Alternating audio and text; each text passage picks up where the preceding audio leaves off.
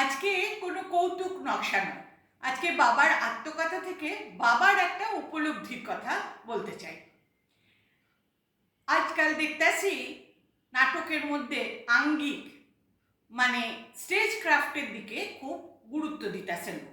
যেমন উৎপল দত্তের অঙ্গার বইলা একটি নাটকে একটা দৃশ্য আসলো যে জল আইসা বহু লোকের ভাষায় লইয়া গেল।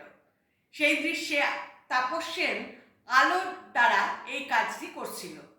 ওমা, এই দৃশ্য দেখার লোকে কি হাততালি, অথচ দৃশ্যটা তো আসলে দুঃখের, অত লোক বইরা যাইতেছে, মানে আঙ্গিক এইখানে গুরুত্ব পাইল।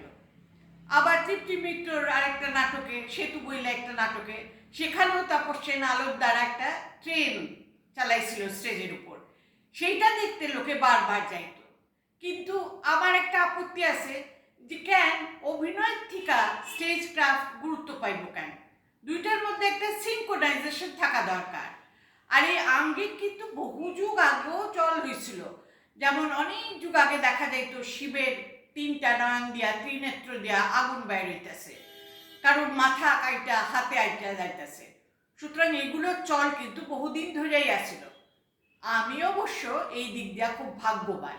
আমি যখন জয় মা কালী বোর্ডিং করতেছি তখন আমাদের রিভলভিং স্টেজ ছিল, ঘুরতো স্টেজটা, কিন্তু স্টেজটা যে স্পিডে ঘুরতো তার ঠিক আর 7 গুণ বেশি স্পিডে ঘোরণের কথা। কিন্তু অদ্ভুতভাবে লোকে কিন্তু স্টেজের এই ত্রুটিতে কোনো আপত্তি করে নাই, কিন্তু এই ডায়লগ আর সিচুয়েশন আর অভিনয় দেখা বড় ভীষণ প্রশংসা করাইছিল।